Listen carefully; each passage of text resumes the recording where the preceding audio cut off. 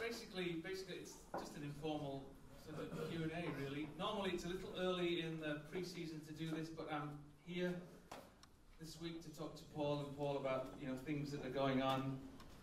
So we thought we'd do it anyway. Some of the things we can answer, some of the things we can't. So I hope you'll sort of understand all of that. Just a little preamble. You just saw our season from last season, which was sort of quite something in hindsight. But that's over now.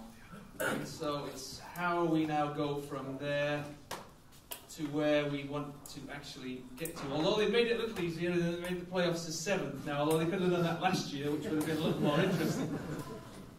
But anyway, I mean, the league, we believe, will be a lot tougher this year. There's teams spending lots of money. Chester, Evelyn, Wrexham.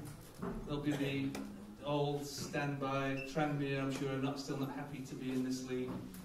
And then Dagenham, Redbridge, and the teams that came down, Hartlepool, and Leyton Orient. So we'll see, how the league sort of pans out. And the teams that come up are interesting. Halifax, A.F.C. Fylde, and A.F.C. who have a multi-million-dollar playing budget.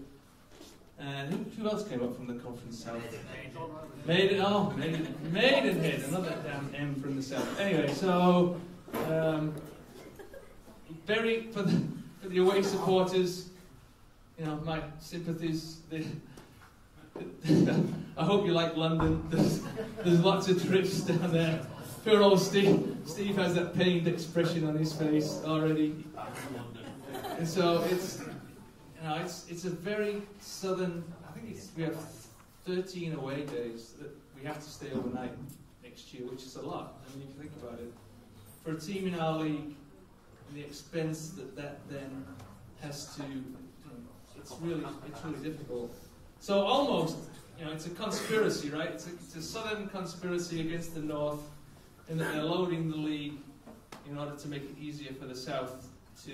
I mean, we have literally very few local derbies, whereas we have teams down south who are literally 6 miles apart. So it's a disadvantage if you think about it. But one good thing is that, thank God, Hartlepool will come down so they can have Gateshead, hopefully. But you never know. You never know how the planners of the league are going to do all of that. Anyway, it's kind of an exciting time. It's 3 years now since we sort of did this, and if you think about how far we've all come together, when I stood up in the forum 3 years ago and said, I want to be in the Football League in 5 years, I think most of you looked around and thought, this guy's a delusional idiot. What is he ever thinking about? And to a certain extent, after 3 years, we were sort of disappointed that we didn't have a bigger shot.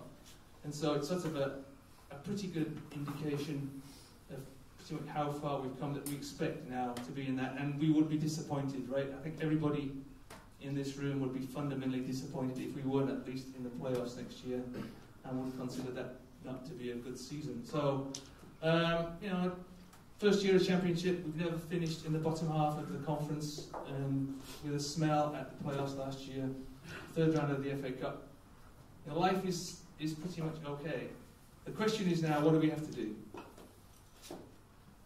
And the way I look at it is, I look at trends, and in the second half of the season, one of the reasons we're making so many changes is that the trend in the second half of the season wasn't so great.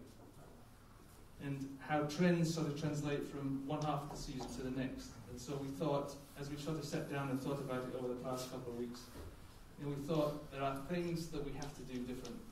And there are lots of things that we have to do differently, in fact. We're trying to get different. We're trying to get better at every position on the field, not actually individually so much. But if we look at our strikers, the 5 strikers that we have signed for next year, Harrison, Coquelin, Jordan White, a new addition, very good player. Harry Poniatu, we think will come on. Richie Bennett, obviously. I mean, I don't know if there's a better 5-some in the league than those 5. And then, basically, Joel, we hope, comes back to what we think. I mean, his interesting story Paul might tell you is that, what is it, Pickett, Jordan Pickford, yeah, just went to, may go to Everton. Interesting story, when he was at Sunderland with Joel Dixon, there was a toss-up as to which goalkeeper they were going to keep. And so it was Joel that got released, and it was a serious debate. It wasn't sort of, oh yeah, he's good and he's not. It came down to his kicking in the end. So, you know, Joel, we believe, has that kind of potential. We're also probably going to try and sign a frontline keeper also. So every position, and some of the things we can talk about, and some of the things we can't. But basically, every position across the board, we're trying to be stronger for next year. And so that's pretty much where we are. It's very early in the process.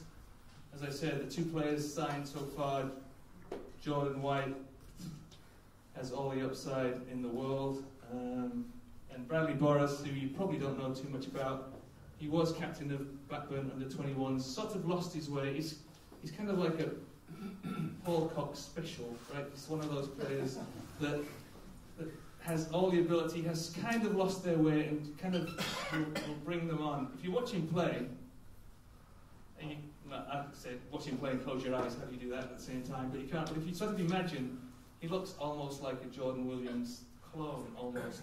And that one little highlight that's on YouTube, that goal of the season that he scored for Witten, and he basically chested it down, took it, hit it with his right foot. He's actually left-footed. And so basically he's a very well-balanced player. So we believe also he has all of the upsets. He's got 27 goals from a wide position, which is not terrible, no matter what league you're playing, and basically got them promoted almost single-handedly. Him, we're very excited about. And then there's probably 4 or 5 pretty much in the pipeline, which we can't announce because they're all on holiday. Footballers on holiday in June, can you imagine? We hope they're not sort of all drinking and getting into trouble, but who knows. But anyway, it feels like a very exciting time for us, just particularly, because we sort of know, I wish I could tell you more. You'll try and sort of drag it out with all of us, I'm sure, during the night. But so trust me on this one for the moment. I think within the next week, don't you think? Probably, who knows what. We should have probably 5 or 6 that we'll be able to announce. And so basically that's where we're at. How we're going to do the questions, I don't exactly know. Andrew, how do you want to do that? Stand up. Stand up, yell, scream, if we can't hear you. Anybody have one to kick off? Yeah. Probably the most important sign of the season is going to be the guy sat behind you. How close did we come to losing him? So, sorry, say that again. Probably the most important signing of the season, keeping you, is more important than any of the players that we get. Did we come close to losing him? No. I've just spoke to a couple of the gents at the back there. For me, it was a lot of hullabaloo, really. It was. It's nice that people think that you're doing a good job, and that's as far as it went for me. My conversations with Paul were very blunt from both sides. So yeah, I think majority of it was just gossip, hearsay, probably newspaper talk, etc. But I just think the conversation with me and Paul was, we both had a little wry smile to ourselves, and I more or less shrugged it off. So yeah, I had no intention. Paul had no intention, I hope, of letting me go. I hope. But like I say, it's nice. I think more importantly, it's nice that this club is being sort of, in terms of the bigger picture of football, our players are being looked at, the managers are looked at, our stature within the game has really risen, and I look at that as being a positive. But no, like I say, there's one person that made the actual decision on myself, and that's the chairman. So no, it was not a hot air wind, really. Actually, it was a weird 24 hours, really. I was in my office at 11:30 and I got a call, and it was somebody from Hartlepool. It wasn't the chairman. I don't know whether they have one, but he called up and said, "Oh, we're interested in your manager, Paul Cox." And I said, "Oh, well, okay, great. Join the club." And so he said, I said, well, you do realise he has quite a sizable buyout? And they said, well, we can't afford that. I said, okay. See you later. And literally, so that was the end of that. So at 6:30, I went home, and I got another call. They said, oh, well, we're still interested in your manager. And I went, oh, it's midnight. An article. So I said, well, he's still the same. He still has a big buyout. Okay. Will you waive that? Well, no. Oh, okay. Well, thanks. Off you go. So I went to bed. And then at 7 o'clock, I get a call from Paul Turner, wherever he is, and said, oh, what's this all about Paul Cox going to Hartlepool? I went, what? And so I said, no, he's not going. So then I called Paul and I said, well, you got Hartlepool? And he said, no, I don't think I'm going there. So I said, oh, okay, fair enough. And then, so the question was, can we speak to him? And we said, well, of course you can speak to him. I mean, it's a free country and all that. So then at about 11 o'clock, I got yet another call. And they said, oh, well, we're really interested in Paul Cox now as our manager. And it was strange because I just talked to Radio Cumbria and given them an interview about, no, it's basically they've withdrawn their interest and all of that because they don't want to pay anything. And so I went, oh, okay. And then said, oh, we're still really interested. And that happened 2 more times, believe it or not. Exactly the same conversation. We're really interested in your manager. Yes, I know, he's got a very big buyout. Can you pay it? No. Well, okay, thank you, good night. And at the end of the day, I'm not sure where they were coming from, except, and it actually was in their press the next day, that they thought incredibly that we would just give him away. And we had no intention of doing so, neither, I don't think. And we had conversations that day, right? But mostly they were about Jordan White. So there was never any strange possibility, but it was all blown up in the press, and somehow the betting went down to nothing. So I'm assuming somebody placed a small wager somewhere, but it was never ever going to happen. I mean, it was just never ever going to happen.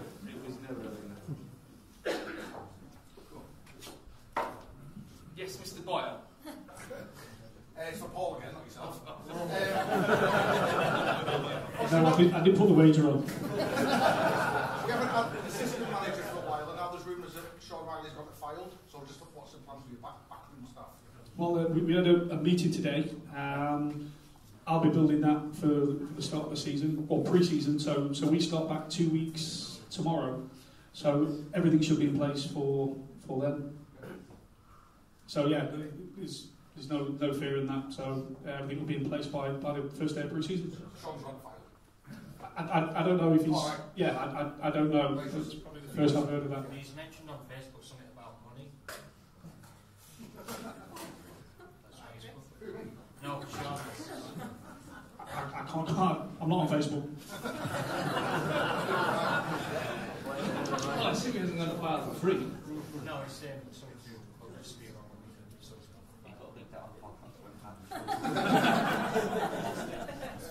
No, Sean, I mean, basically Sean was out of contract at the end of, there was nothing more to it than that. Basically Paul, as he said, he's building his staff for next year, and so we'll see how it goes.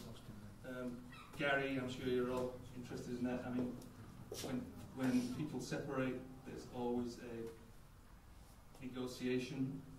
That negotiation sometimes takes longer than other negotiations. This one has taken a while, so it's still ongoing. So that's why we haven't really commented on it until it's all completed. For those of you familiar with HR, you know that sometimes these things take a while.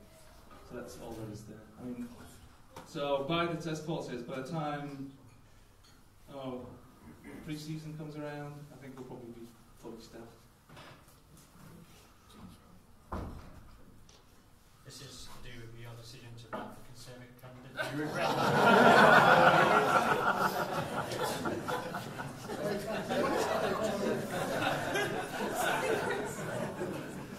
Hey, look, it's a democracy, right?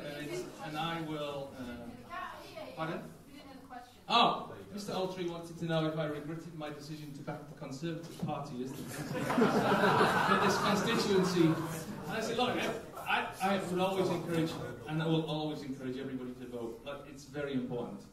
And I think I will, defend everybody's free will to make that decision. In the end, the voters decided, and so, as basically people who believe in democracy, then I think that's how we go.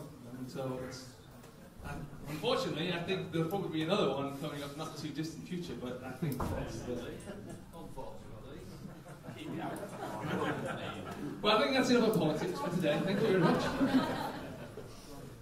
Going back to November, December-ish, when we were on the great run, and Paul, we were talking about strengthening the squad with experienced players who've been there, done it, seen it, could get us over the line. Fast forward to the end of January, and we get two young lads, as good as talented as they are, from Blackburn and Wigan. Just in your own words, what really happened over the January transfer window? Was it money? Was it the club still had that reputation as not being a serious challenger? What was your view on it? Good question.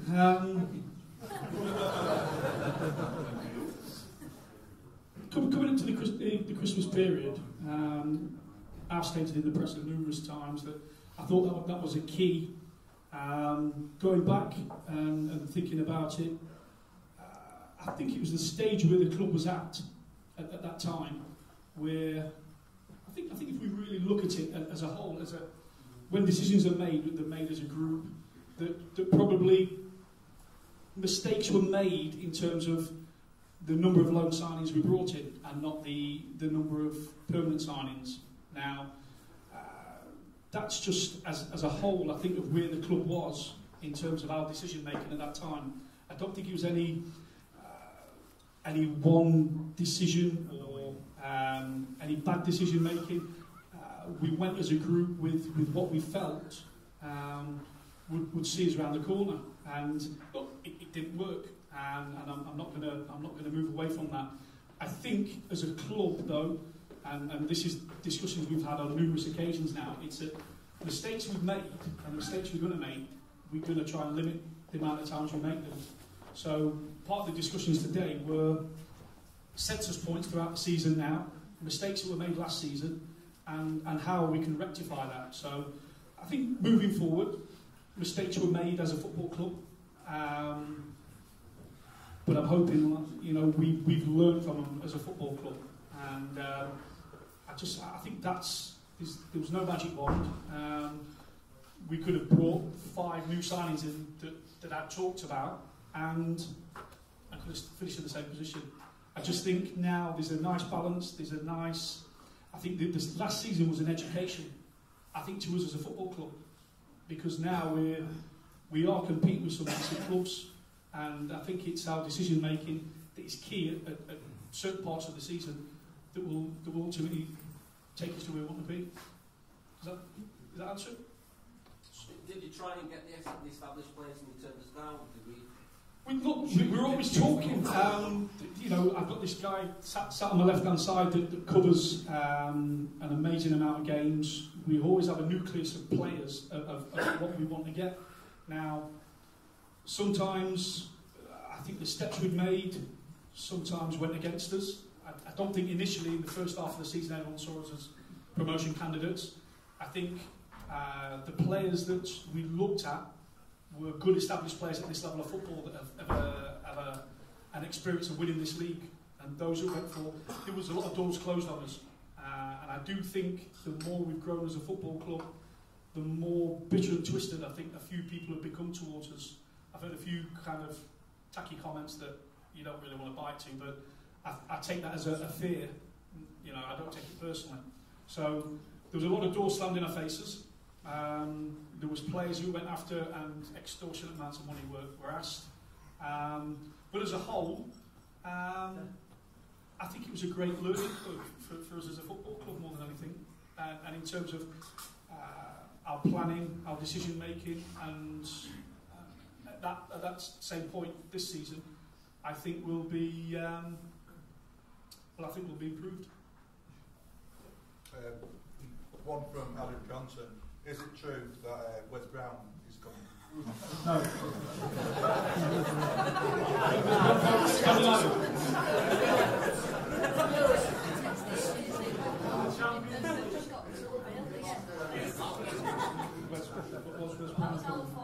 Man United player. Oh, Blackburn?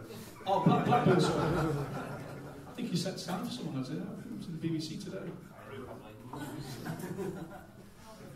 Paul Casson, this isn't a cheap shot. Are you surprised, now you've had time to stop here and run the club, that the costs of running the club, has it surprised you? You know, because it must be astronomical to pay for the hotels, run the club. Did everybody hear the question? Yeah.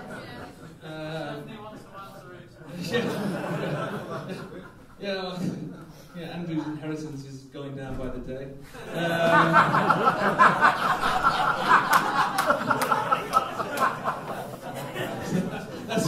That's the reason he's here. Yeah, as a matter of fact, it probably is, and I think we made some very bad decisions early on. We got a lot smarter when you sort of lose a lot of money, as we have. You tend to you have to get a lot smarter very quickly, otherwise, bad things can happen. It's not so much the running of the club per se.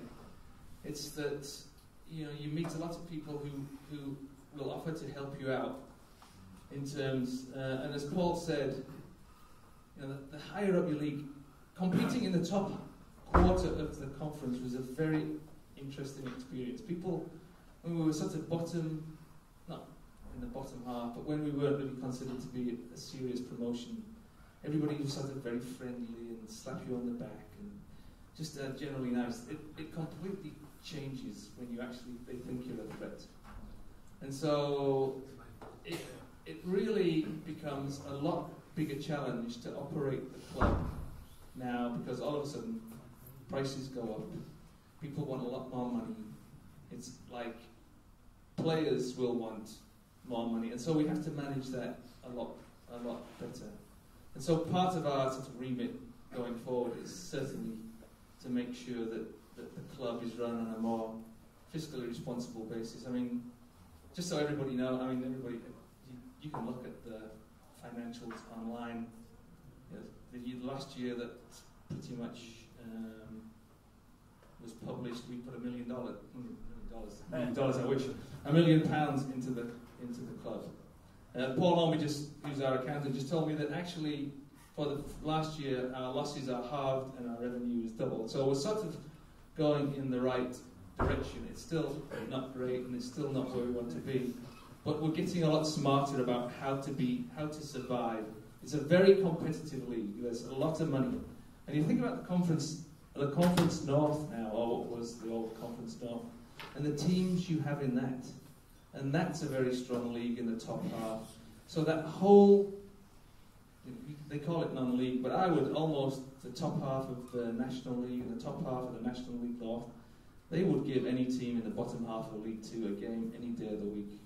I wouldn't mind playing Carlisle every other week.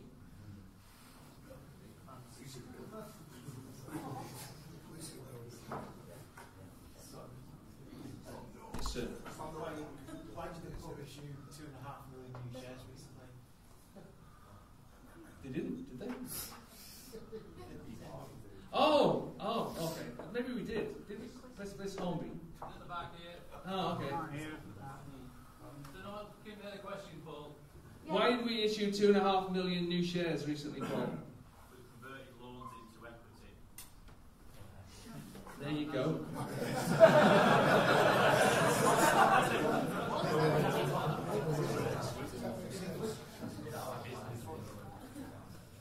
When you first became involved in Barrow, there was big ambitions to transform the grounds, new stands each season. You had a fans group of 10 people who were going to help. You had architects, and you were talking about you want to keep the traditional feel of the ground. I mean, this goes down things like floodlights now has changed. I don't want to know, it seems like the cheapest options now. It seems like we don't have that ambition to go down the ground. Is it cost? Can you not? Are you not able to fund the plans you had at the start of taking over this club, is that what's changed? Because of the cost of running the club. So now you can't fund developing the off. Yeah, there's a little bit of that. I mean, when you sort of come in, you have really great, wonderful ideas, right? That just are just some of them pie in the sky, and you certainly get a certain dose of reality as you figure out exactly what the whole thing costs. And so, you know, it's always been our notion that you have to get the thing on the pitch right first.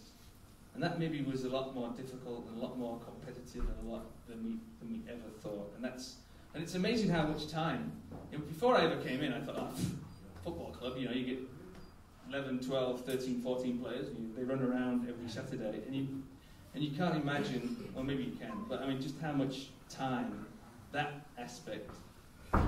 So it's mainly time, as a matter of fact, just how much time that takes now. You know, to build a whole new ground at the same time you're trying to build a whole new team and do all of that is kind of not feasible. We have to do the floodlights because the old ones pretty much will fall down at some point, and so that's what we have to do. Right now, the main focus on the ground will be this area you see right here.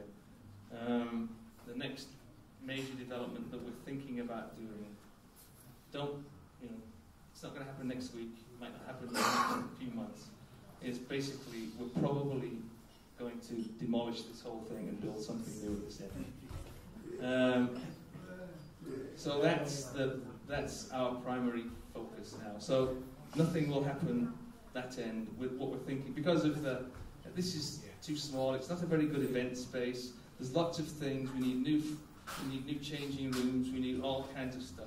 And the amount of space, the amount of room we have, so in terms of a sustainable sort of development that we can get funding for from elsewhere and potentially could be commercially viable, and a good thing from the town as an entertainment thing, is this whole, so it's not, I was sitting up at the Holker Street end sort of looking down, and once you decide you're sort of going to knock it down, it sort of becomes an eyesore, right? And then, you were at Maidstone, right? This is the ugliest part of the ground. Yeah, this is the ugliest part of the ground. So this is, and you were at Maidstone, right? And I, even though that they have that stand that's all the way along, you know, our notion is, or our thought is, I mean, that for them is their most profitable part of the ground. And if we could put something like that at that end with boxes and corporate thing and a sort of seats out the front, that's basically where we're at.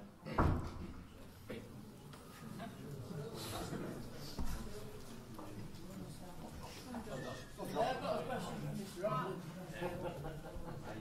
How far down in the football pyramid do you go looking for players, and what sort of qualities do you look for in a player when you know that they're going to be having an impact at the football club? The situation regarding the non-league situation at the moment is probably at the highest standard down the pyramid than it has been for a long time. It's very noticeable that even the league clubs are working on developments, working on the 23s, but there are far more non-league clubs now being used to bring in to this higher level of football. It's having the ability to recognise who those players are.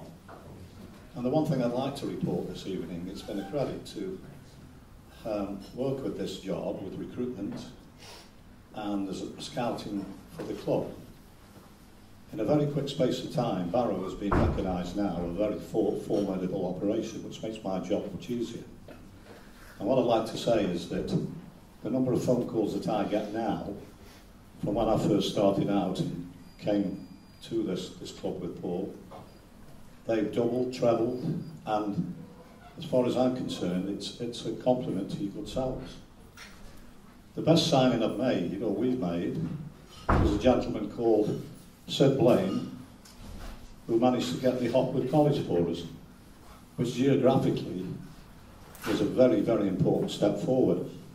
It enabled us to have a lot more openings for people who could travel from distance, not being disrespectful to where you are placed on the map, but it has helped us considerably. The important factor is, if you look at the likes of the Williams, the Bennetts, and the players that we brought in a young man called Bradley Barrow who's got an abundance of skill, who excites people. But the most important thing, what I'd like to say to you, rather than going down the non-league pyramid, is the one noticeable factor about this club is if you look at the videos tonight and look at the tapes, one thing is very apparent to everybody. You are the 12th man, the substitute. Your support has played a major part in only losing 3 football matches at this ground this season. And that is so important to remember that we are all part of that result on a Saturday afternoon. What we have got to do is take it further, because gentlemen, ladies, the next step is the big one. We've also been able to start attracting people south of Watford, which probably years ago you never thought might happen. So with reference to your question, we're talking about looking all leagues which exist, right down to the lower divisions, and we're covering all those grounds. And I think it is working, it's working very well indeed, because we also have now a lot of contacts out there who are making contact with us, showing potential interest, which is most rewarding for me.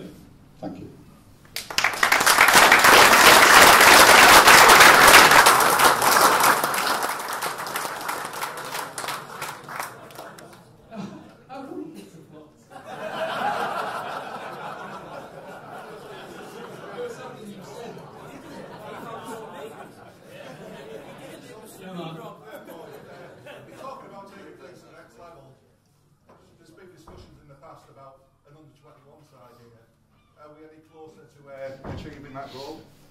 There's been plenty of discussions. I think the part of my enjoyment of coming into any football club and building it is initially looking on the first team playing side and making that successful, and then trying to build an infrastructure that's, to be honest, that's sustainable for years to come. And for that, I think you need the youth coming through. I spoke with Sid Blaine, who we've had plenty of talks about setting up an under-19s initially, and using the blueprint that I used at Mansfield, which was to go with a college and use their funding, use their education programme to get kids away from Blackburn, Preston, all the big major clubs around here, and into a youth system around here. This all takes time, but I think the blueprint going forward is not to just make us successful as a first team, but to put some really talented kids through an academy system here. I think the 21s is a way away, because I think what we need to do is make sure the funding and the money coming into the football club is right, and that it's not costing Paul any money to do so. So there's been some serious talk about it, and it is in the, I would say, the not too distant future. What I don't want to do is realistically take our eye off a goal of what we're trying to achieve now. I think everything's got to be done in a logical time frame to make sure that we're not just a one-trick pony, and that we, like I say, the whole place is sustainable for not just the short term, but for the long term as well. There is one thing about professional football now, it's very economically inequitable, right? So basically you've got a bunch of superpowers at the top that make a whole bunch of money, and then it sort of comes down. One of the things that we're seeing is, they scarf up a lot of kids and they get them to 19, 20, and a lot of times they don't know what to do with them. They've been in their academies, they're spoiled in many ways. They may have all of the ability in the world, but they don't know how to play proper football. One of the things we're starting to see both domestically and internationally are clubs, big clubs, now desperately trying to find places for their kids, the ones that they want to retain, to play, because they don't want them to play in their under-21s or under-23s, because it's useless. They just play with a bunch of other kids who basically have been spoiled rotten, who don't know how to tackle and can't kick a ball properly. I mean, it's sad, really. And so we're getting one of the things that I see as a potential, particularly for lower league clubs, is to use that. There's only, think about it, right? There's only 100 or so opportunities to play full-time professional football in this country. If you run from the Premier League down to non-league. And most big clubs don't want their players playing in the Evo stick, right? I mean, this is about as low down as they want them to come. And it's a pretty good learning league. So one of the things that we're trying to do, and hopefully a couple of the players that we're pretty close to bringing in are players exactly like that. The Premier League clubs want to keep them, but they're not ready to play in their first team yet. But really, they need to see if they can play proper football. Walsall have just announced, well, recently announced just that, Paul, that they want to see their players go out and get experience at other clubs. Yeah. Not many clubs come forward, but Walsall have actually done that. Yeah. No, and that's, I mean, we see that. In fact, Paul has been talking to a conglomerate that deals with a lot of Dutch clubs that play in their first division, that basically they have exactly that. They have a ton of players that they've hoovered up from all over, that now they get to 18 or 19, not sure whether they want to let them go. What do they do with them? What do they do with them? Are Joel and Andy fit enough now to prove themselves in pre-season, do you think? Have they got over their injuries? They're both cleared to play. They both will be here. They're both looking forward to getting back to playing. And so, yeah, we expect them to be fully fit on July 1st. Are we likely to lose any more players? We have had an offer for Nick Anderton. We rejected it. It didn't meet our valuation. We haven't had another one that has met that valuation. We have had a interest shown in Richie Bennett. There are rumours, I mean, you can't believe, I mean, it's this little weird network that goes on all of a sudden. There are people, not all with our well-being at heart, have mentioned Byron, I mean, you can guess, right? Byron Harrison and even Alex Ray Harvey, for example. And so, who knows whether there's any, we don't know whether there's any reality to it until a little fax comes over the fax machine with an offer sheet to it. The only offer I can tell you that we've had in reality is for Nick Anderson, and we turned it down. Whether they ever come back with one that meets our valuation, until they do, nobody else right now is planning to leave. Well, what was the reason when you come to your retaining list? What was the reasoning behind Danny Livesey's? I didn't expect that question tonight.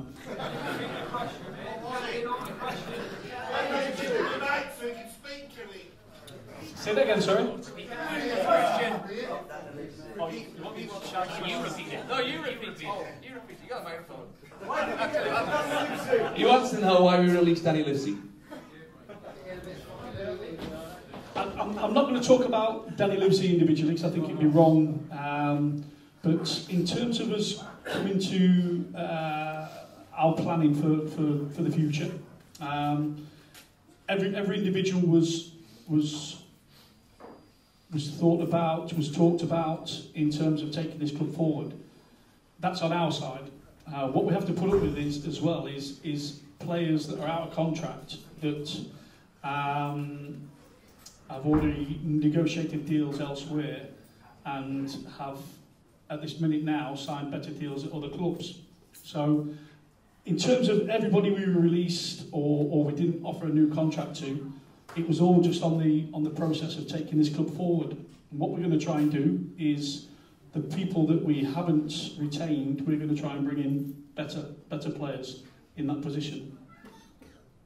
This was a player that received 5 awards from spectators, yourselves, the club itself in looking forward. Was he not a good asset to try and keep? Yeah, look, this whole thing's a 50-50 process in terms of we have to look at it from our point of view, Danny has to look at it from his point of view. Now, if my discussions from Danny were from Christmas onwards, in terms of negotiations, in terms of talking about next season, Now, I believe that Danny has gone to another club and signed improved terms, and he's very happy with what he's been awarded at this new club. So it was a meeting of minds. Sometimes it looks as though you've released a player, but in this day and age now, players are negotiating contracts with other clubs from Christmas onwards. So we have to make a decision on, 1, affordability, 2, sustainability, if this player is going to take us forward, and 3, if the player really wants to stay. Is that clear? Yeah. Polls. And in terms of, and it's probably for all of you, you talk about,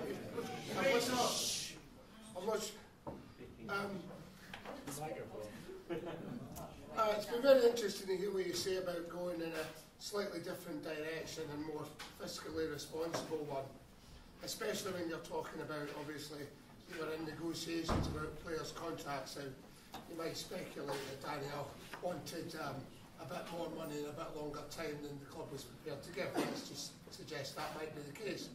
So are we saying now that there's a particular, if you like, age range and amount of money that we're prepared to pay, that we're working within, that is tighter than it was previously?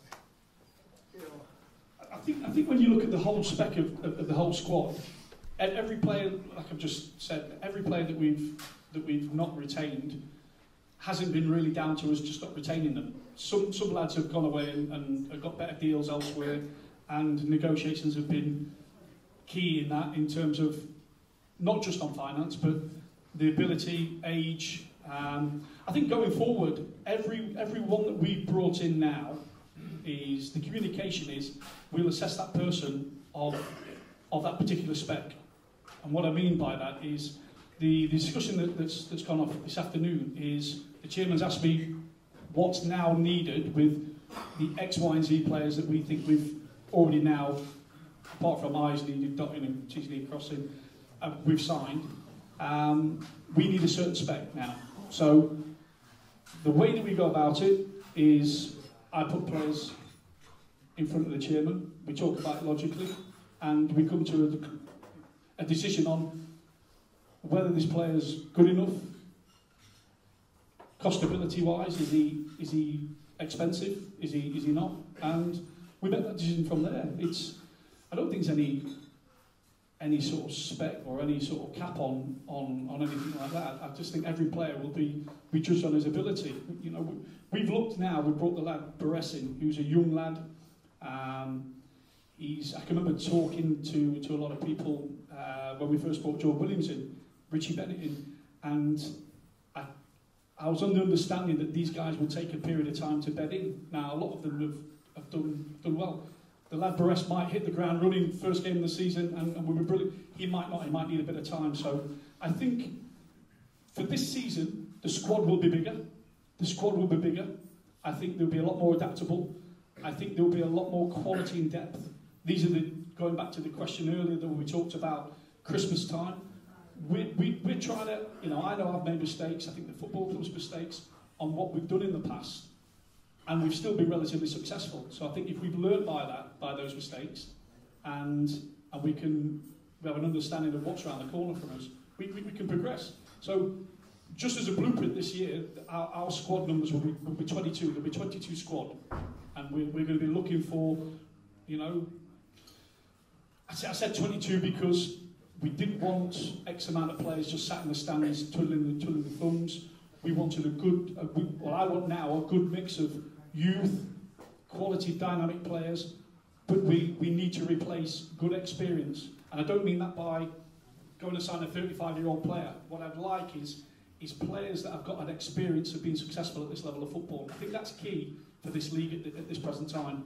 Now, obviously, it's a bit of a democratic process with us, and there's some that we've gone in for that, one, we can't afford. Two, when we've done a homework on them, injuries, etc., we do a due diligence. So it's patience. I've just done an interview today with the press, and at this stage now, I think, what is it now? We've got 10 players, I think, signed. So you're looking at another 12 players coming in. And for that, I understand, just said to the gentleman at the back, it's a really weird time for supporters. It's a really weird time for everyone in football, really, because everybody wants to see marquee signings and top grade people coming into the football club. I think patience is key now, and we're coming into a vulnerable time now, not vulnerable time, a very important time where Football League contracts are finishing on the 30th of June. I think what we're trying to do is be patient in terms of getting the right player for the right money that can relate to its supporters.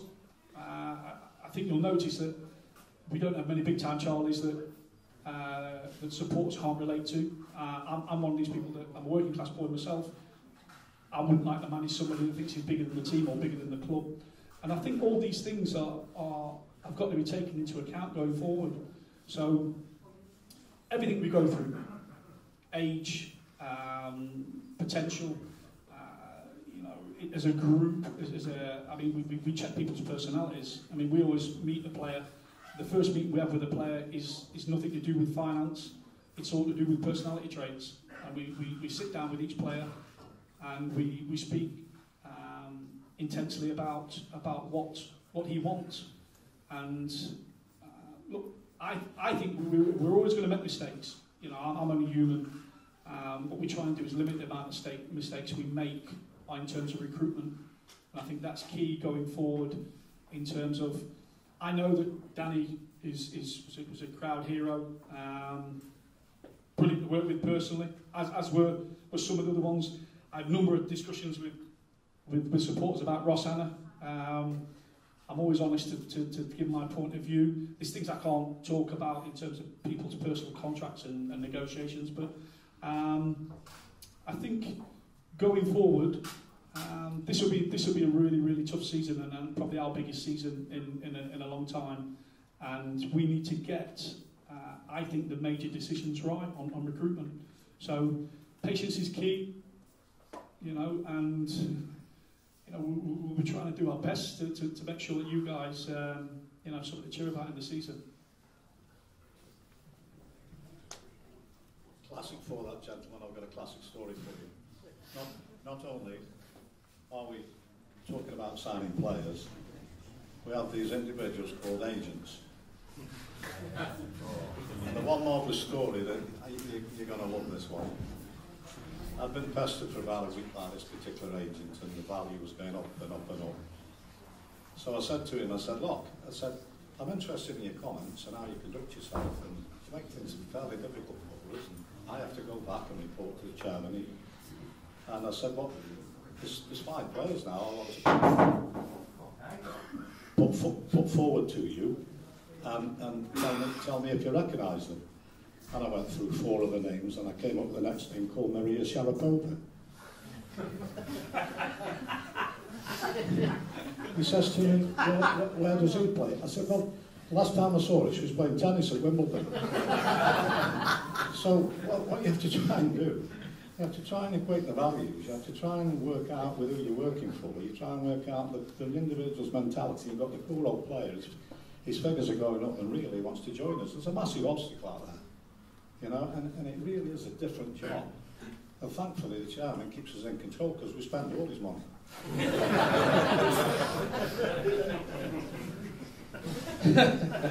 Thanks.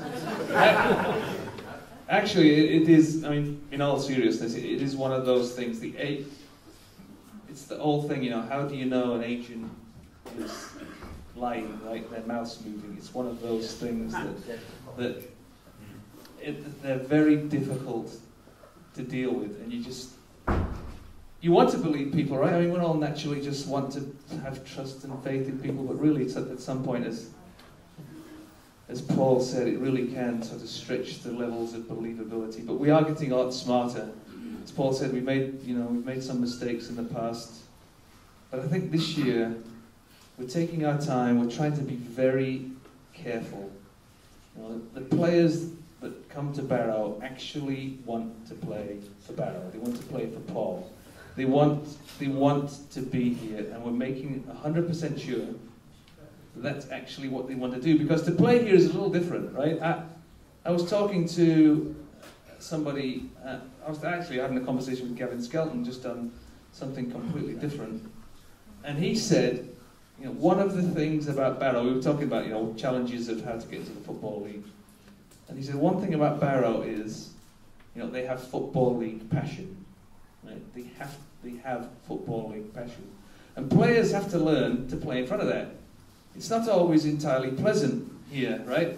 You can get, but when you guys get behind people, particularly away from home, I mean, it's amazing the effect that has when you travel all the way to Dover or wherever, and there's this bunch of guys, right, banging a drum. I mean, just no drums. Never any drums. Never. Metaphorically banging a drum with John Little's banner. I mean, it makes a huge difference, right? There's a certain sense of security there that they get when they see that, and it's very important.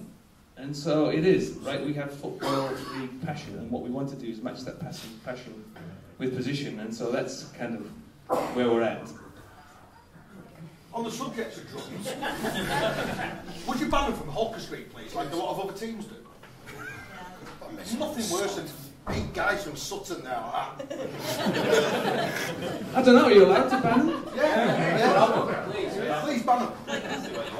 Thank you. Stop giving them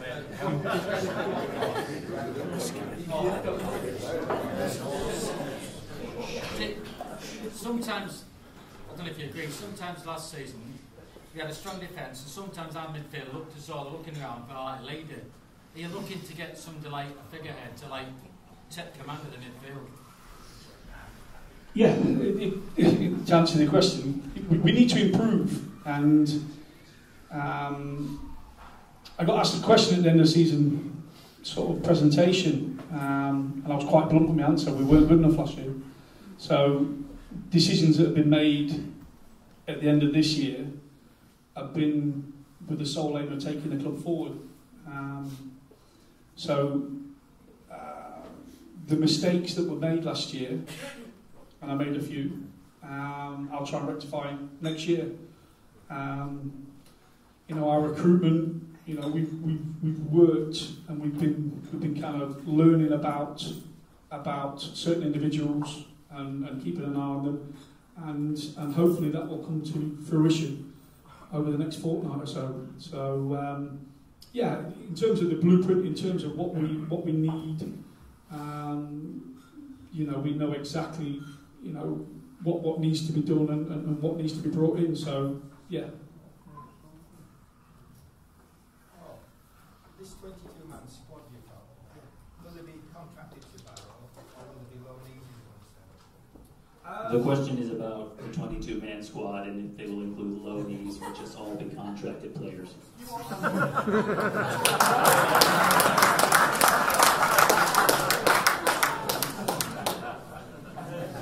Not contradicting myself from earlier on, the majority of the squad will be contracted players.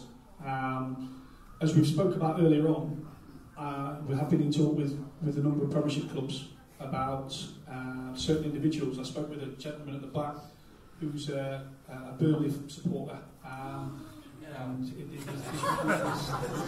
there's a number of, not just at Burnley, but other clubs where there's some fantastic footballers playing that aren't really going to be playing for their first team. Now, one of the mistakes that kind of happened last year was we ended up with 8 loan signings and we could only play 5. So look, mistakes, I don't want mistakes to happen again. So we've been looking at the maths in terms of bringing certain individuals in. We spoke earlier on in the meeting, which was really positive, about having a concrete number of players that are our own and dealing and wheeling and dealing over the you know, the 12 months. Because I think that's key to have the majority of our squad that know that they're signed to this football club, have an affiliation and a love for wanting to play for it. I thought probably sort of later on in the season, some of the loans, for whatever reason, probably didn't have that sort of drive and desire that the lads that were contracted had. So look, I've made that mistake. We've talked intensely about how to turn it around. We're never going to turn a nose up at a player that we think can help us get to where we want to get if he's a loan signing. But I just think that numbers game has to be correct. And when I say that is, I understand the gossip is that we're talking about a 22-man squad, and you see we bringing loan signings in. I don't want anyone to get disappointed, because I think the loan signings in the 22-man squad initially will be small, maybe 1 to 3 at maximum. The majority of our want to be contracted players that know exactly our goals and our aims for this season, and understand, you know, us as a football club.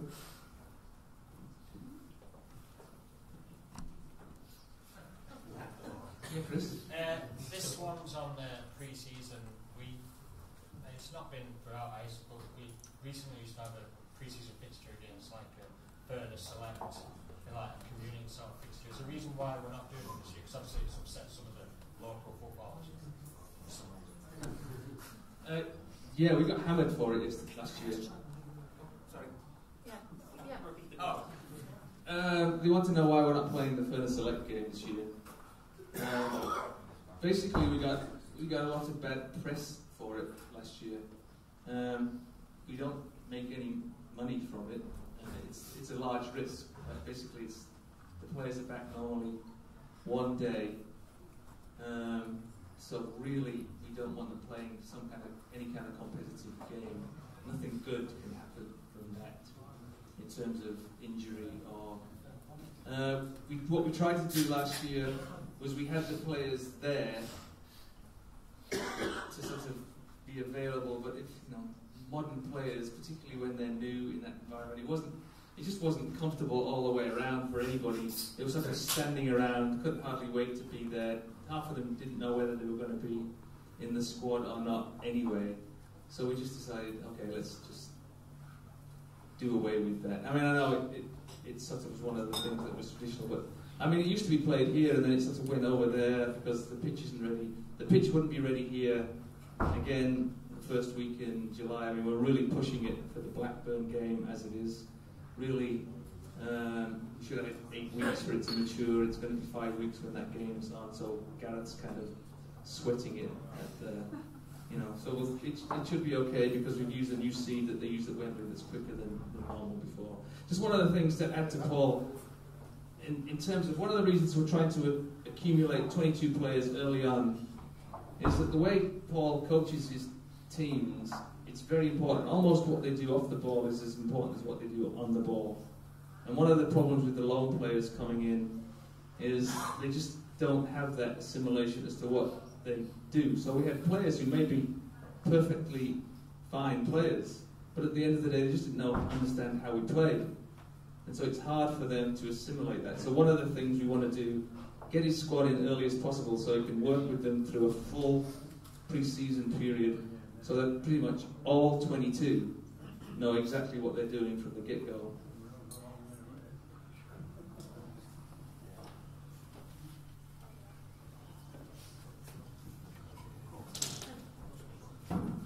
I've been told to ask this question. Why are we still with player layer? They want Adidas or Nike or something? The question is, why are we still with player layer?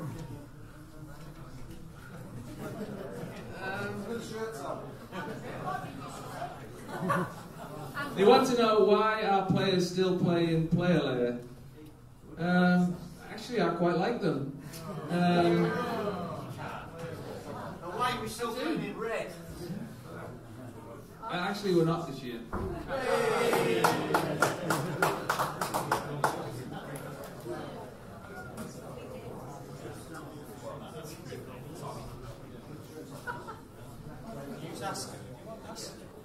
When are the shirts out? So, it's holiday season.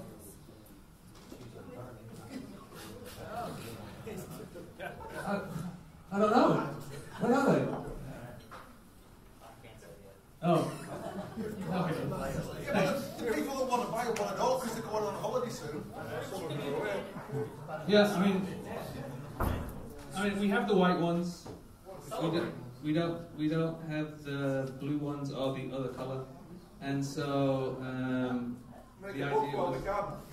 Pardon? Make a book while we can and get them for sale and all support. So Mr. Casson Jr. here will take that on board, I'm sure.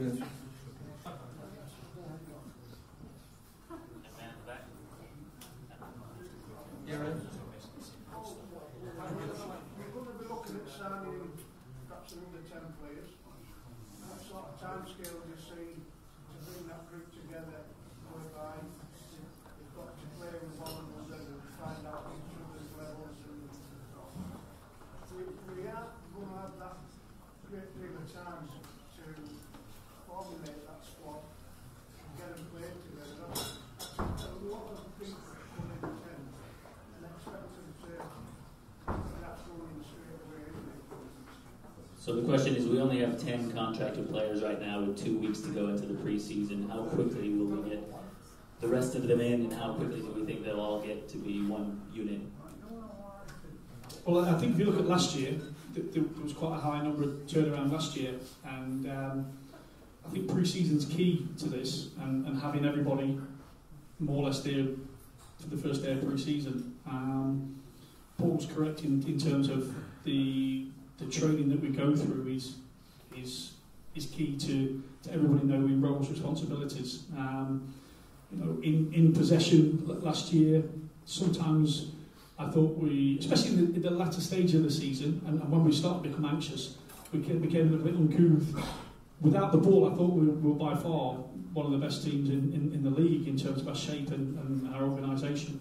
Now, that just comes with repetition. So I think the thing with having a 22-man squad next year is it becomes easier having 22 than it does with any other number, because you play more 11 versus 11s and work more on two shapes at more or less at the same time.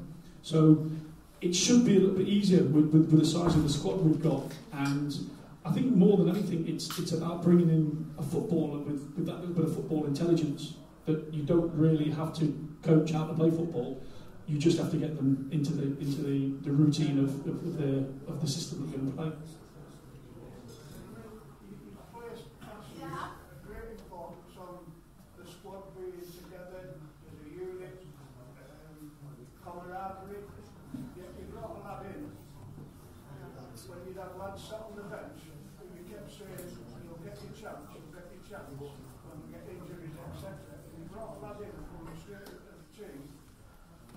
How did you think that affected the lads on the bench? Do you think that was a good decision? Question is bringing in newer players and starting them immediately rather than the players you signed originally. Who was the player? Danny Rowe. FA Cup game. Yeah, instead of. Yeah, I think in terms of decision making, it's looking at style of footballer, knowing the individual skills and strengths and weaknesses, and making a decision on that one game. That's how I've always done it. Somebody has to be the fall guy, somebody always has to sit on the bench, somebody has to sit in the stand. And I think more importantly, when I've ever made big decisions like that, the key for me is talking to individuals and communication and letting people know my decision. And if you do talk to individuals at the club, I know a lot of supporters talk to players, is that when I've ever left somebody out, when I've ever made what I would call a big decision on players, the players concerned are always talked to one-on-one and explained to. Now, I don't expect players to agree with what I say, but I think that just being human beings, they understand if you tell them the truth. So, look, I know that I'm going to be the hate guy every week because I'm going to have to leave somebody out, and it's a horrible job. It's not nice releasing players at the end of the season. It's not nice telling players they're not going to be playing, but it's my job. I hope I get it right. Actually, more times than I get it wrong. But yeah, it's just part and parcel of the job. Did I get it right on that day? On that game? Did I get it right? I don't know. I don't know what game he was talking about then.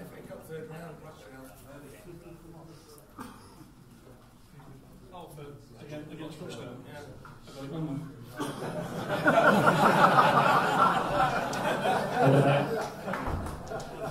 What's your opinion about the Say it again. What is the club's opinion about the gates we get during the matches? Do you think it's the type of football we play? Because some weeks it's just like volleyball. It's not like football. The question is, does the club think the style of football affects the attendances?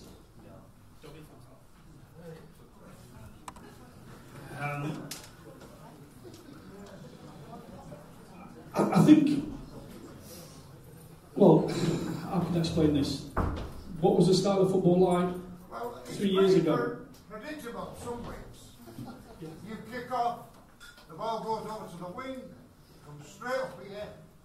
Every Saturday, you have a throw in, comes up the line, everybody's there, our team, their team, it's anybody's. You get there's plenty of space in the middle of the park, somebody to run up the centre. Look, all I can answer that for is it's a similar style that I played at Mansfield. I got the club into the Football League. I'm hoping that I'm doing an half decent job at this place. It was the highest level that I think we finished in non-league. No one goes out to say to the boys, just kick it. So I don't know. Maybe if we change the style of play, I don't know. Maybe we wouldn't have been in the third round of the FA Cup. Maybe we wouldn't have finished seventh. I don't really know. But all I can say is that, you know, we've got a tight-knit structure. I thought last season was successful, but we can always improve in certain things. And in terms of, as I just mentioned there, sometimes our anxiety was we became a little bit uncouth with the ball. But to be fair, that's sometimes better players make better decisions with the ball. So we never changed tactics from the first game to the last. We went on a 26th game unbeaten them, doing the same thing, but then we became a little bit erratic second half of the season. So I don't know. I've not seen many teams at this level of football that play Barcelona type football and are successful. Yeah, when we do keep it on, we seem to win. Sorry, say it again. When we do keep the ball on the floor, we seem to get better players, better players. It wouldn't affect the gates though, does it? The question was about the gates. Where the hell are they at?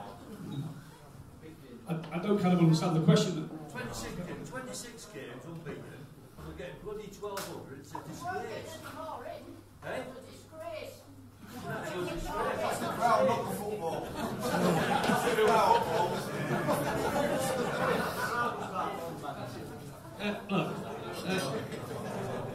Look, at the end of the day, yeah, it's to build a football club back up is a slow process. Right? It's not going to be built overnight. I'm not sure it has too much with the style of play.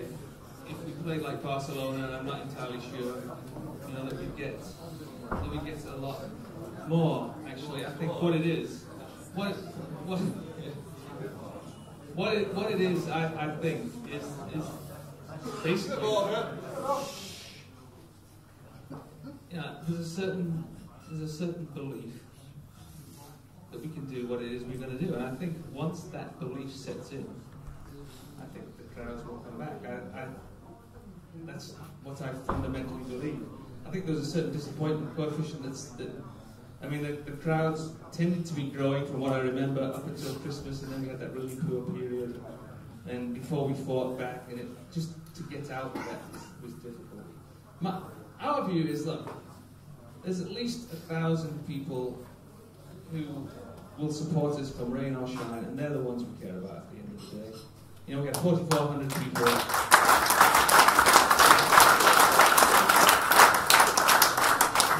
We had 4,400 people show up for an FA Cup third round, and then on the Tuesday night, I think we had 900 against Southport.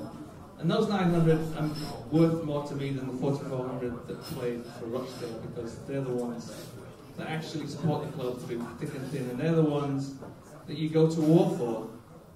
And so that's, you know, at the end of the day, if we're successful and we can show that we're successful, I think the town will actually support us. At least that's what I hope, anyway. Right, this is for Paul Casson. Will the floodlights be ready for the Crewe Alexander game, or will the game be pushed forward? Yeah, that's what I meant, kick-off time. Will Oh, Dad, you say it.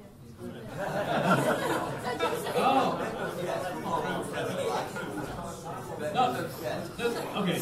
The new floodlights are not in the same place as the old floodlights, and so both can happily coexist. So basically, there's no delay. The lights still work. As long as they're still standing, it's perfectly okay. The new ones, you can use the old ones for the TV. Absolutely correct. Any plans for a commemorative game, Paul, with floodlights? Commemorative? What? We bury them? Oh! To bury the old. Actually, funnily enough, if anybody wants to take a bucket, the old pitch is sitting outside there. If you want to take a bucket of the old pitch, it's basically outside the gate out there. But no, we don't have any plans to do that.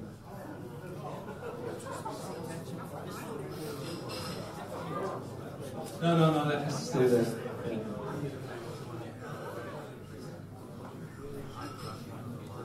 Just talking about the transfers that you've got in place, over the last couple of seasons we've had teams come in and take one of our best players to weaken us. Are we in a position now to offer a transfer fee to weaken them for a player that maybe Mr. Ogden slots and we think he'll make us better, he'll make them weaker? Is that something that you'd okay? I don't think we've ever looked at a player. Did everybody hear the question? Okay, the question was, do we strategically go after players on other teams, and would there be funds available if that's what we decided to do? I don't think we've ever actually done that. I don't think we've ever looked at players on a team based on the fact that whether it would hurt them if they left or not. But we look at every player from a value point of view.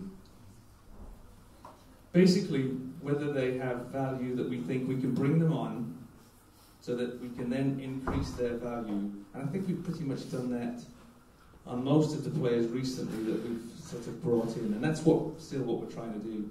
I think the old days where we sort of bring somebody in who was in the twilight of their career, that really we were sort of bringing them in on the hope that they may still have it. I can't imagine us ever doing that ever again.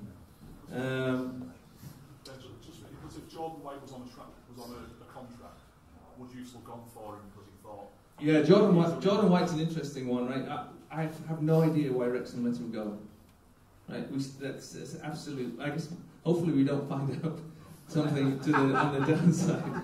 But I mean, I think it's probably because of his injury. I mean, he was out there for a long time, but he was their top scorer over the past, the games that he played. But no, he was on our radar for a long time. Paul was sort of chirping in my ear about him for a long time, and to the point was, well, we have Richie Bennett, we have Byron Allison, we have. Oh no!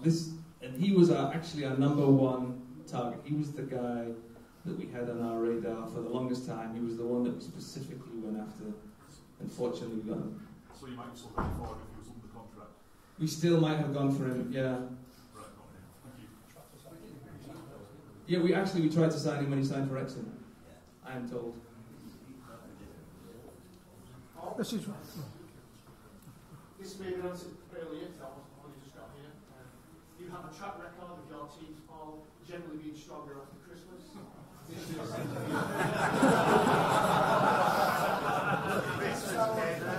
The question for those of you who didn't hear it was, Paul Cox has a track record of having teams that finish the season very strongly, generally better than they start the season, where that obviously didn't happen. So, Paul?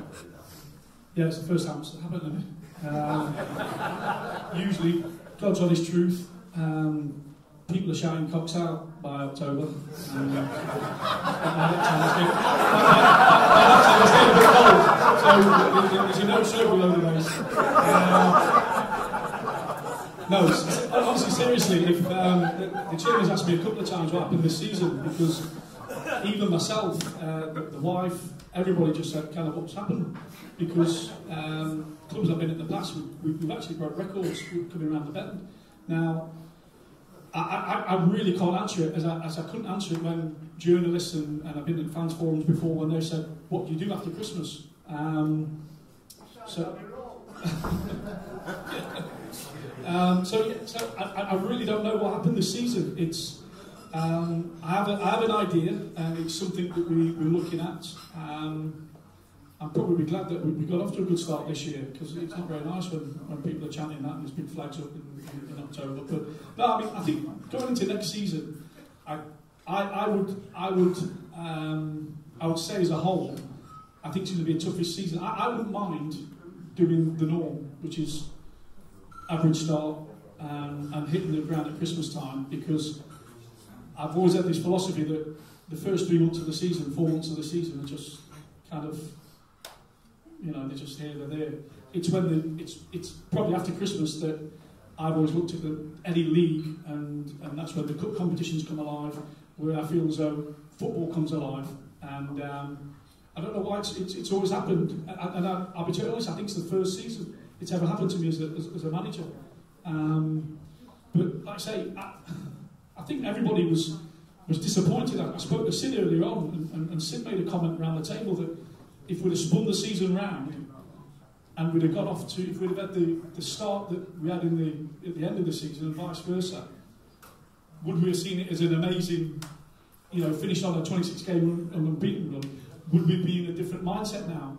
But I think overall, I think we've just got to use last season as a learning curve, and you know, for me it was a good experience. It's never happened to me before in management, and I just want to make sure that we have that levelness coming into the second half of the season, and because that's where I feel we could be really successful next season. I really do. Part two for me. Did our good run of 26 games kind of turn into an Achilles heel because we utilise the same players in the way that you phrased it out? Yeah, look, I'll be totally honest with everybody. I'm quite an open book. I think we bit off more than we could chew.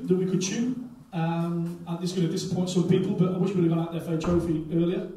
I think in terms of our depth and quality of the squad, what other clubs had that we didn't have at certain points of the season was that ability to probably change 5 or 6 bodies. I'm probably going against all my emotion there. I wouldn't want to come out the FA Trophy, but I'd love to have made huge amount of changes, because I think the 26-game unbeaten run, everybody was jumping on board.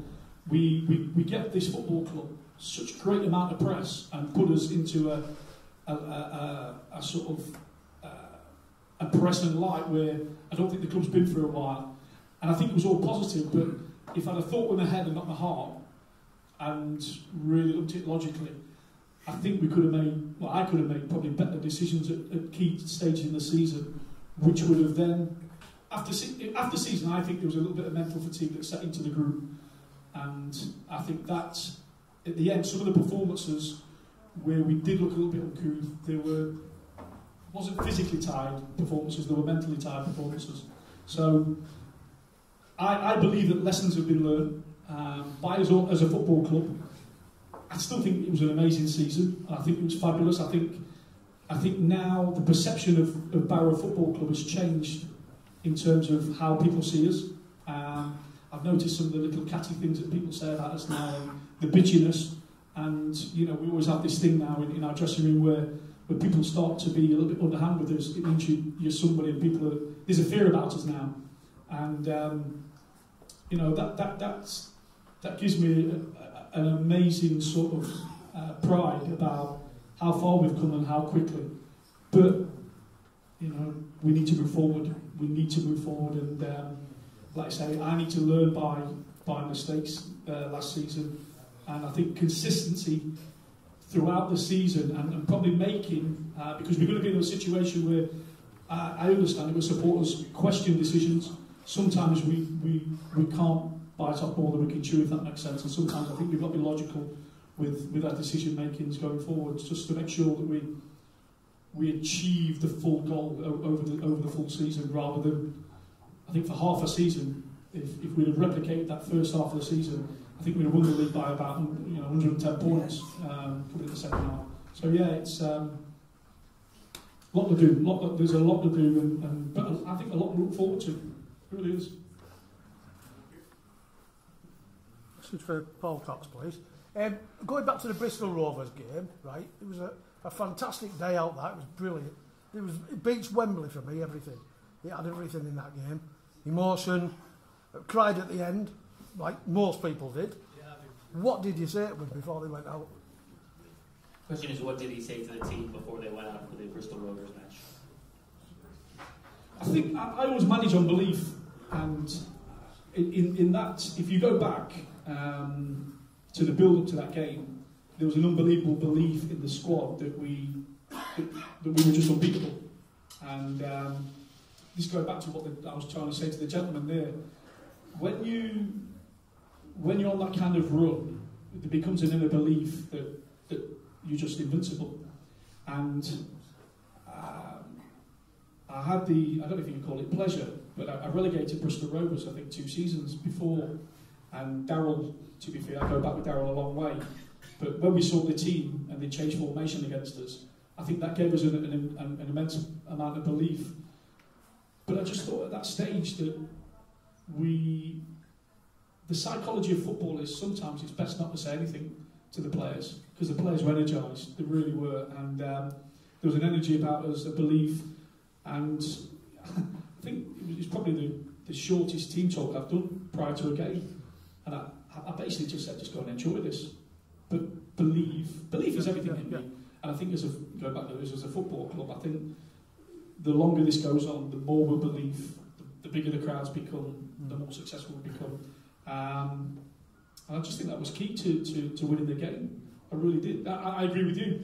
The emotion on the whole day was absolutely fabulous. I think everybody that went through every emotion, because that's what it was like. Yeah. You know, and there's a little lad got on our bus on the way home. He's only a young lad, about 10, 11 years old, and he went, "Unbelievable, Jeff." You know, and I thought it was fantastic. You know, it was everything that I think. Yeah. Look, I'm sort of overawed by the amount of people that have come here tonight, and I think it just shows you the passion of this football club. And you know, I contradict myself because we wanted to win everything last season. We wanted to win everything, and I think this is a learning curve. Sometimes for me, I think if it's a 5-a-side, we want to win, and I think the mindset of the chairman, Paul, myself, Andrew, the whole people associated, you guys, is you want to be renowned as a winning club and winning trophies, and we want more days like Bristol Rovers.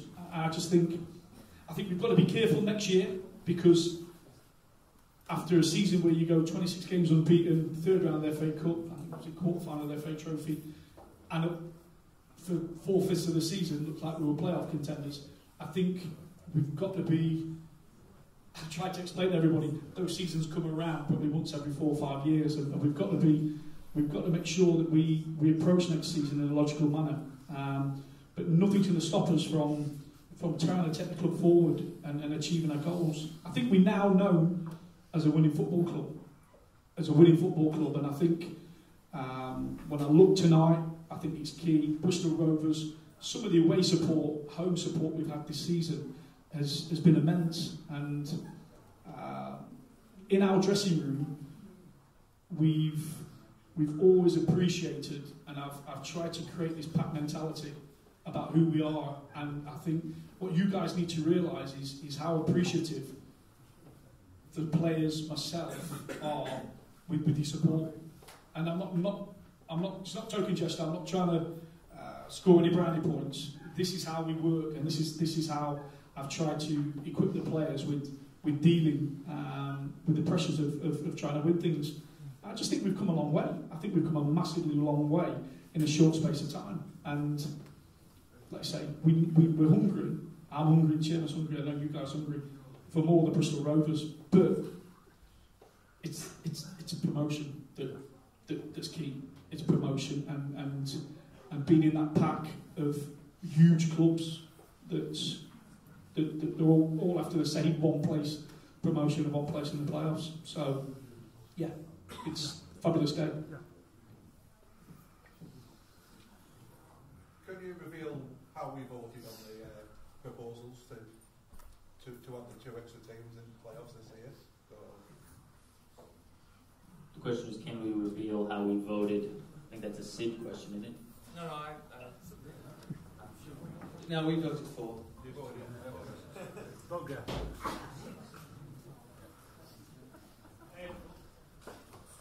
Following on from that, obviously there's 7 teams in the promotion picture next season. Paul Cox, can you give us any lowdown who you think's going to be challenging that top 7? Barrow. No, look, I've been totally honest. This will be one tough league next year. You've got to look at the teams that are now, the big ex-football league clubs that are flexing the muscles. Wrexham, Chester, Tranmere, Dagenham have signed well. You've now got the likes of A.F.C that have come up. The £27,000 a week wage bill last year, and the resources to go up. We hear a lot about a club that's close to us. I just think that next year is going to be tough. I think it's going to be tough, and I'm trying to equip the squad to forget about last season, because sometimes you can have a second season syndrome with players where they just rest on the laurels and expect it to happen. I just think we've got to work harder. Last season people might have sort of took us as a little bit lightly early on, and we've got to make sure that we improve and we are better than we were last season, more consistent, and that's going to be tough. But I do believe, and I'm being honest, that I think we'll be in that pack. We'll be in the pack, and if it goes the opposite way and we start off sort of in a mediocre way, I think we'll be there at the end. If we get off with the start that we've had this season, my aims and my aspirations are to alter the situation in and around Christmas time, coming around that bend, so we have the longevity to finish the season well. So be tough. It'll be tough. I'm not going to lie to anybody. There's some huge resources. I've even forgotten the likes of A.F.C that will spend. But I think what we're trying to do here at this football club is I'm trying to use Paul's money very wisely, and I'm making sure that we're trying to bring in players that aren't just a get-rich-quick scheme, and that this is a proper building phase for this football club. So, yeah, just to break into that top 7, the 7 teams that will be in there will be top draw. Will be based on consistency next season. It's from Jordan Williams. Obviously, he was honest with the fans at the end of the season. Didn't say he don't believe it was a League One, obviously not League One. It was obviously a good deal for the club. Is there a percentage, like should he progress and go on to higher levels and they sell him off, will we potentially get close to that? 20%.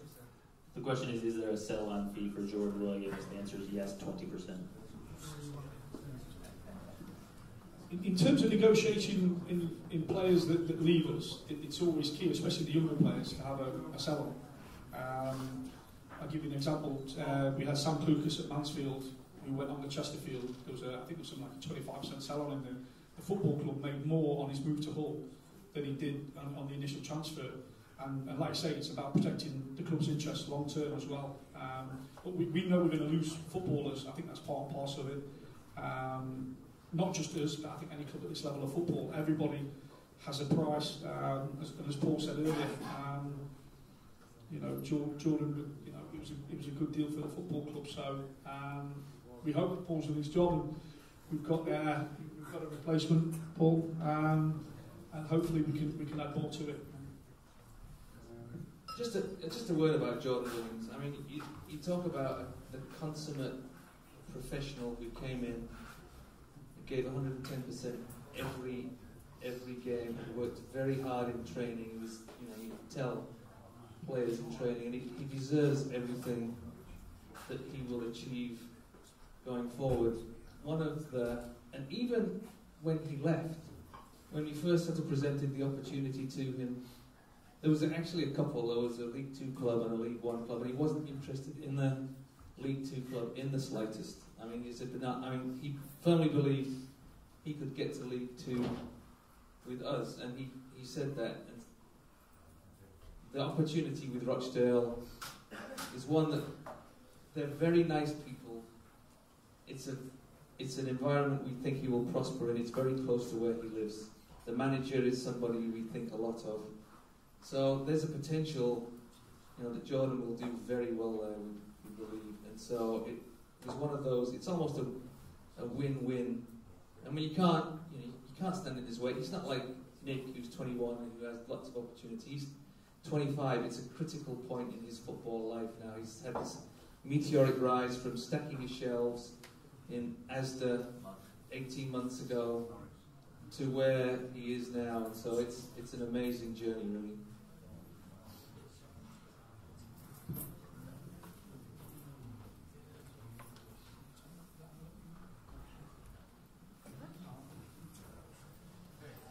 Anything else? Go on. Closing comments. Yeah.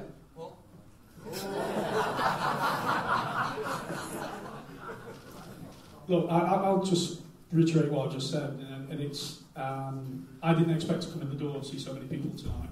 I think it just goes to show how many of you care, how many people are coming and are interested, and come and pose questions and are really, want to know about the club going forward. So, look, going forward, I could only talk about myself, the players, is that we'll be doing our utmost to try and make you guys, proud of your football club. It'll be a roller coaster next year, as it was this year. Please stick by us. Your support is humbling. It really is. It really is. I've said it numerous times. But like I say, just a big thank you for coming out tonight and giving us a grilling. So, thank you.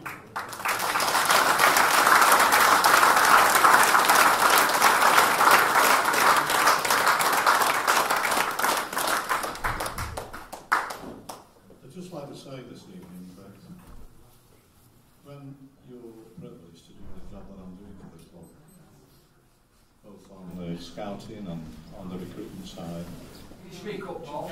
Yeah, it's a very, very interesting job. But tonight, as I listen to your comments, which have been most constructive, it would be remiss of me not to pay a very, very special compliment to our chairman and manager. I would like to say this. I worked with Paul Cox at Mansfield for many years, and it was a most enjoyable time. He has an immense ability to get the best out of players.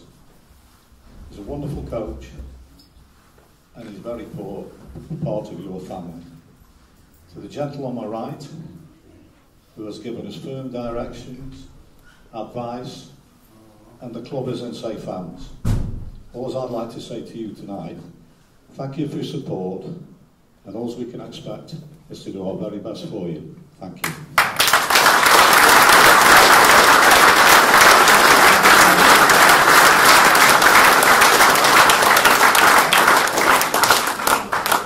Yeah, just thanks everybody for coming. Margaret, do you have a question? What I wanted to say was, quite a few of you might never remember, but we had Gary Barrow here. If that young lad, Biz, works as hard as what he do, he'd be great as well. Gary Barrow. Yeah, we work hard to get Barrovian contacts in all of the players that we sign. They all have such a strange Martian contacts from way back when. But no, seriously, look, this is sort of. Margaret says he loves it here.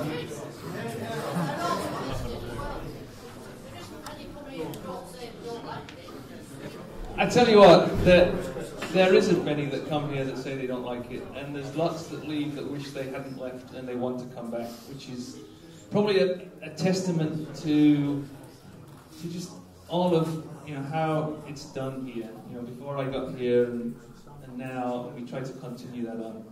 This, I don't know. I'm looking forward to this season like I haven't looked forward to a season in the 3 years that I've.